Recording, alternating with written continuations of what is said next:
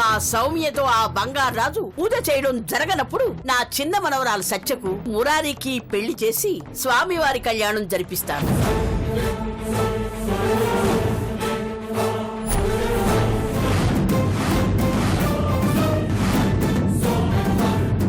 ఈరోజు స్వామివారి కళ్యాణంతో పాటు బంగారు రాజు సౌమ్యాల కళ్యాణాన్ని కూడా జరిపించండి. మీరు కోరినట్లుగానే చేస్తాను.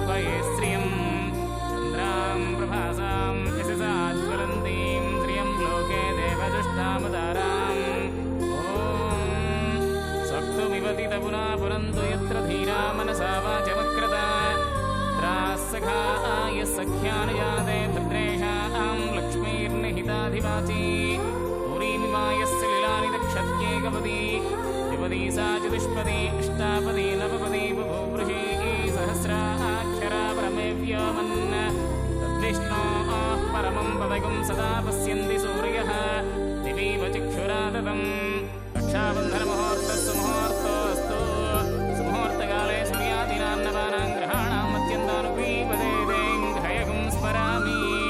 వధూవరులిద్దరు కూడా జీలకర్ర బెల్లం ఒకరికొకరు తల మీద పెట్టుకోండి.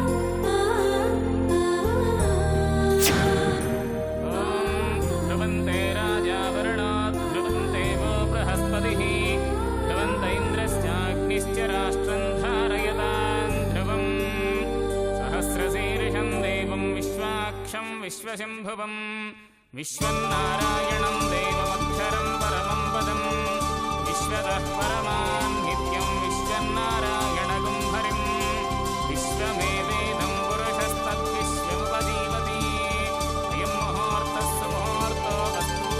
అయ్యా, మీరు కూడా వెళ్ళి అమ్మాయి పక్కన కూర్చోండి.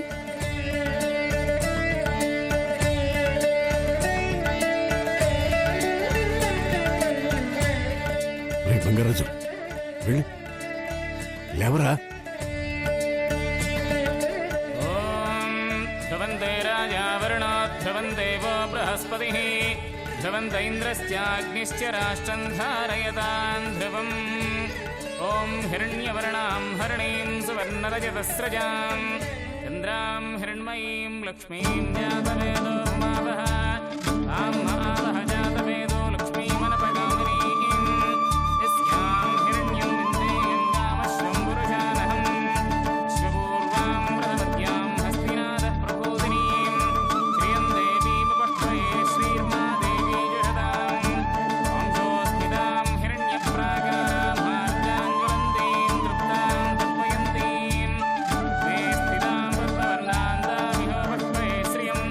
అందరూ నమస్కారం చేసుకోండి. ఓం మాంగళ్యం తంతునానేనా లోకరక్షణ హేతునా కంఠే బధ్నామి శుభగే సంజీవ శరదాం శతం మాంగళ్య ముహూర్తస్సు ముహూర్తో అస్తు ముహూర్తకాలే సూర్యాదినాం నవానాం గ్రహాణాం అత్యంతానుకూల్యతా ఫలసిద్ధిరస్తు. సావధాన. ఓం సహస్రశీర్ష పురుషః సహస్రాక్ష సహస్రపాద్ శుభోమం విశ్వదావత్తా యదిష్టదశాంగులం పురుష ఏవేదకం సర్వం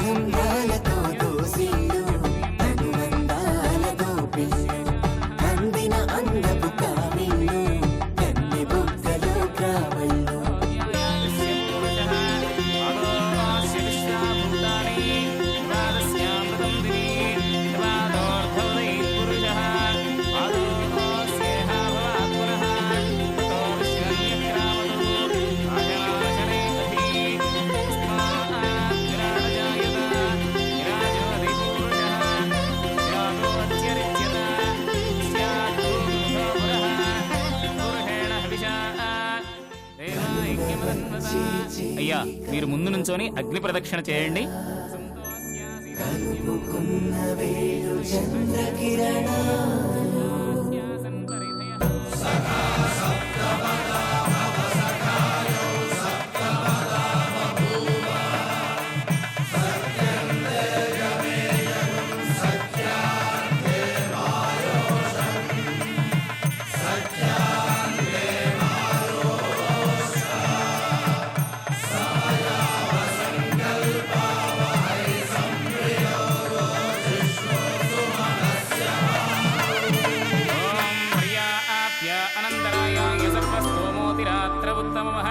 సర్వస్యాత్యై సర్వస్య నిత్యై సర్వమేవ తేనా ఆప్నోతి సర్వం జయతి. అయం భగవః శ్రీమదఖిలమహీ మండల మండన ధరణీధర మండలాఖండలస్య నిఖిలసురాసురవందిత వరాహక్షేత్ర విభూషణస్య శేషాచల గరుడాచల వృషభాచల సింహాచల నారాయణాచల అనుకులస్య. అయ్యా, అందరూ కూడా దంపతులను ఆశీర్వదించి అక్షతలు వేసి రాముల వారి ఆశీర్వాదాన్ని పొందండి. శతమానం భవతి శతాయుః పురుషः శతేంద్రియ ఆయుష్యేవేంద్రియే ప్రతిష్ఠతి. శ్రీ సీతారామ లక్ష్మణ భరత శత్రుఘ్న మత్సమేత శ్రీ సీతారామచంద్ర స్వామి దేవత కృపాకటాక్ష సిద్ధిరస్తు.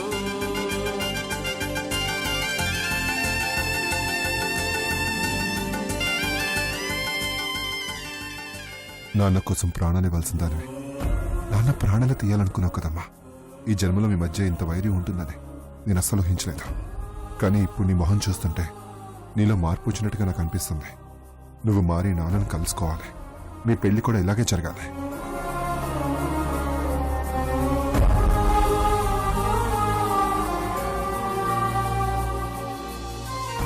ఇప్పుడు సంతోషమైన తాతయ్య? పట్టలేని సంతోషంతో మనసు నింపావయ్యా. కన్నుల పండుగగా కళ్యాణం జరిపించావు. పెళ్ళే జరగదనుకున్న బంగారు రాజుకి ఇంత ఘనంగా పెళ్లి జరిపిస్తున్నా. నీ రుణం తీర్చుకోలేనిదయ్యా. అయ్యో, రుణమేంటి తాతయ్య? ఇది మన బాధ్యత. నా బాధ్యతను నువ్వు నెరవేర్చావు. ఇలాగే మీ అమ్మా నాన్నల పెళ్లి కూడా జరగాలి. మీ ఆశీస్సులుంటే తప్పకుండా జరుగుతుంది. నా ఆశీస్సులు కాదు మనవడా, వాళ్ళ పెళ్లి కోసం నా ప్రాణాలైనా ఇస్తాను. సరేనా? అవును మనవడా, ఆ నాగమ్మనైతే రెచ్చగొట్టి ఒప్పించావు. మరి మన బంగారాజు మురారులను కళ్యాణానికి ఎలా ఒప్పించావు? దానికి జేజమ్మే కారణం. తన పంతంతో పూజకు ఒప్పుకుంటుందని, మనం ఒప్పుకోకపోతే తాతయ్యకి చెడ్డ పేరు వస్తుందని చెప్పాను. నాగమ్మ గారి ముందు చక్రవర్తి గారు తల వంచకూడదని వాళ్ళు ఒప్పుకున్నారు. గొప్పడివిరా, గొప్ప మనసున్నవాడివి. నీలాంటి వాడు ఊరికొక్కడుంటే చాలు, మనుషులంతా ఆనందంగా ఉంటారు.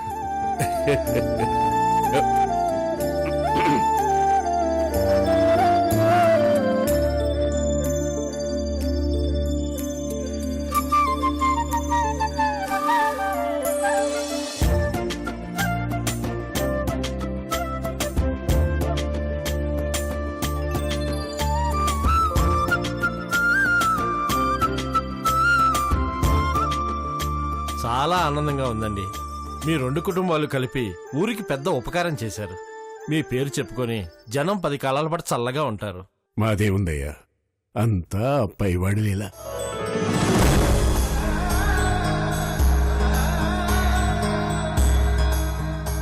ఆ దేవుడే లేకపోతే ఇదంతా జరిగేది కాదు. చేసింది చేయించింది అంతా జగన్నాటక సూత్రధారి. ఓకే,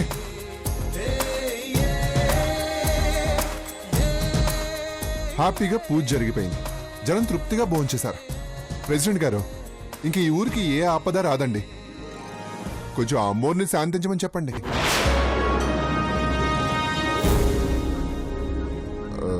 అదే మొన్న పోనకం వచ్చిందే ఆవిడ్ని.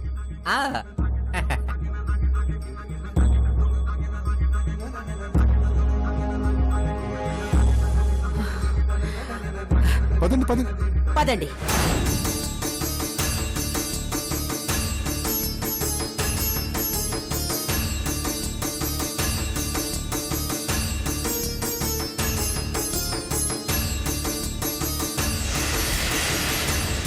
నాగమ్మా,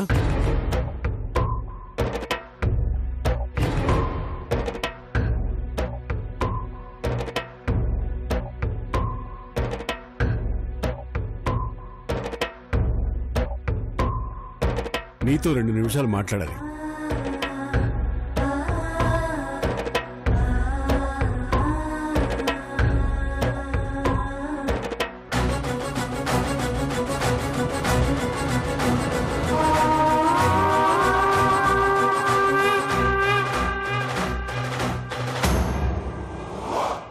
ఈ రోజు ఊరంతా ఆనందంగా ఉంది. దానికి కారణం మన 2 కుటుంబాలు కలిసి ఊరి క్షేమం కోసం దేవుడి కళ్యాణం జరిపించడం. అందరూ నిన్ను నన్ను పొగుడుతున్నారు. ఈ సంతోషాన్ని శాశ్వతం చేద్దాం నాగమ్మ.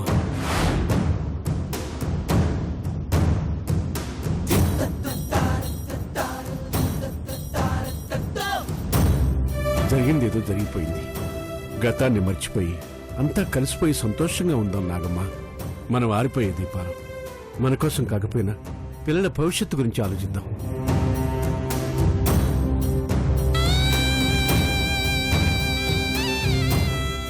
వాళ్ళకెంతో జీవితం ఉంది. మనం కక్షలు గొడవలు మానేస్తే వారి జీవితం బాగుంటుంది. ఏమంటావు?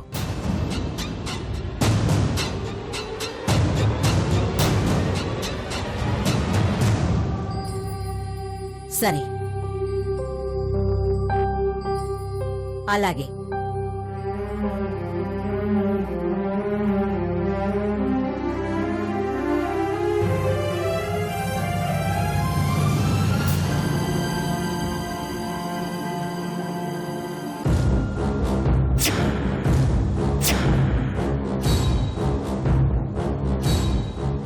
నువ్వు చెప్పినట్టే గతాన్ని మర్చిపోదాం. అంతా కలిసిపోదాం. హాయిగా ఉందాం. కానీ నేనడిగింది నువ్వివ్వగలవా?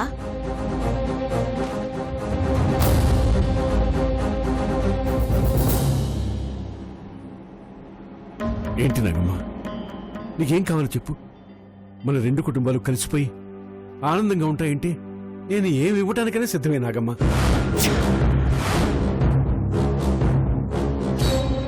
అయితే నా కొడుకుని తిరిగి ఇవ్వు.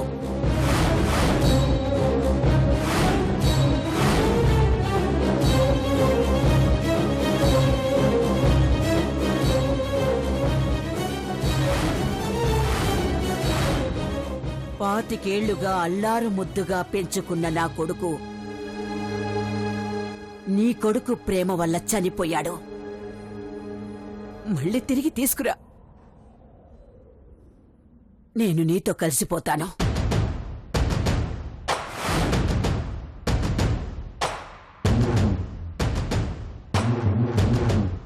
నువ్వు చేసిన పని వల్ల గుండె పగిలిన మా అన్నయ్యని తీసుకురా. గతాన్ని మర్చిపోతాను.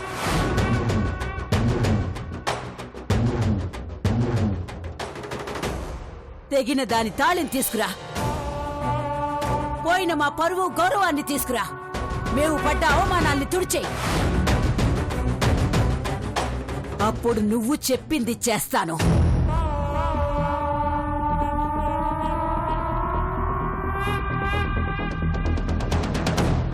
చెప్పు చక్రవర్తి, నేనడిగినవన్నీ నువ్వు తీసుకురాగలవా? తీసుకురాలేవు కదా? నీ వల్ల కాదు.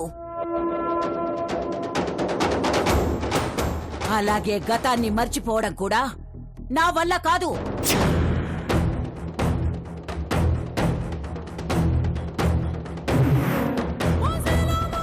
నీతో వైరాన్ని వదులుకోవడం అంటే నేను ఆత్మహత్య చేసుకోవడం.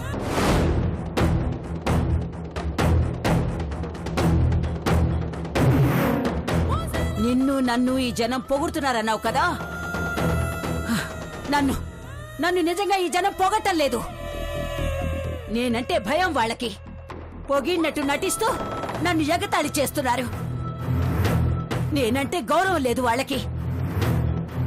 ఎందుకో తెలుసా? ఇదంతా నీ వల్ల.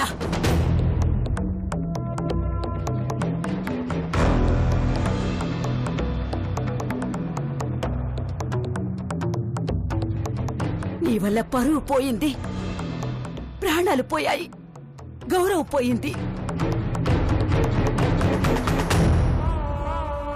ఇన్ని పోయినా నీతో చేతులు కలపడానికి నేనేం చేతగాని దాన్ని కాదు.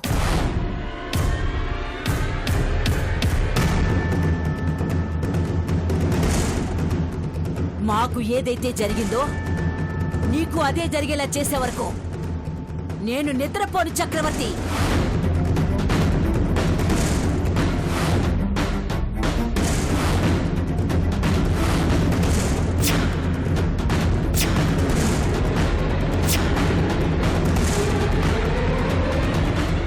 అలాంటిది నీతో కలిసిపోతానని ఎలా అనుకున్నావు?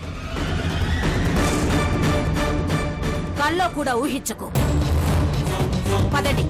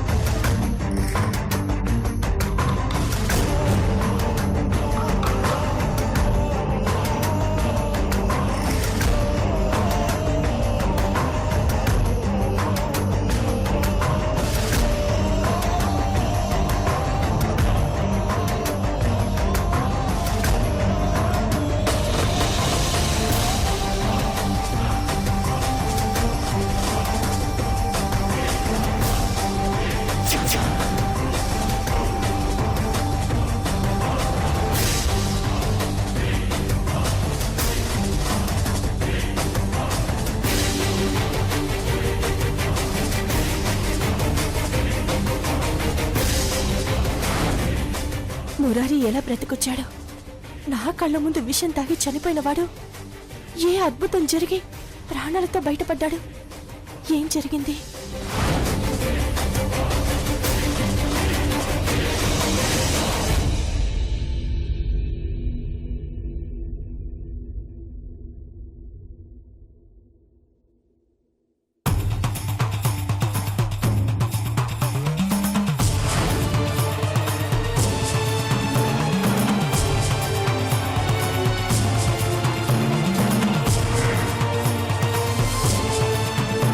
అదేగా ఆ మురారిగాడిని చెప్పడానికి నువ్వు పెట్టిన విషయం. సాక్ష్యంగా ఖాళీ సీసాలు చూపించావు, కానీ శవంగా రావాల్సిన వాడిని మాత్రం ప్రాణాలతో రప్పించావు, పూజ జరిపించావు. చెప్పవే, వాడిపై నీకున్నది చాలా ప్రేమ.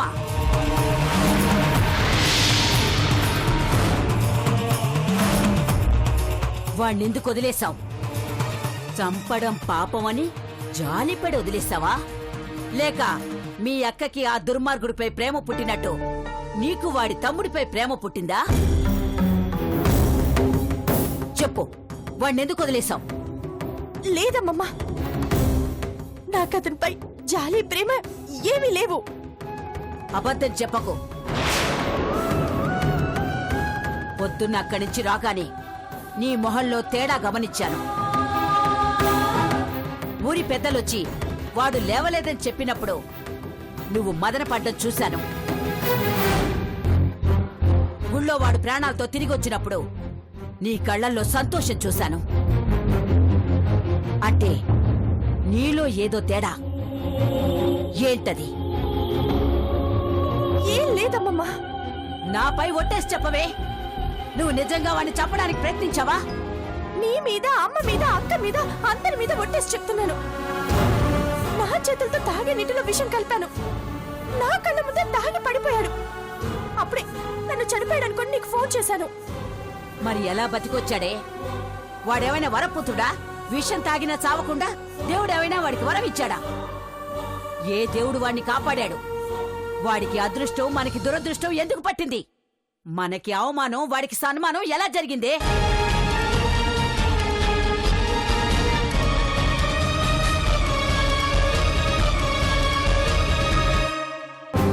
హత్య ప్రయత్నం గురించి చెప్పింది సౌమ్య అయితే హత్య చేయడానికి ప్రయత్నించింది ఎవరో తెలుసా? ఆ నాగమ్మ కాదు, సత్య.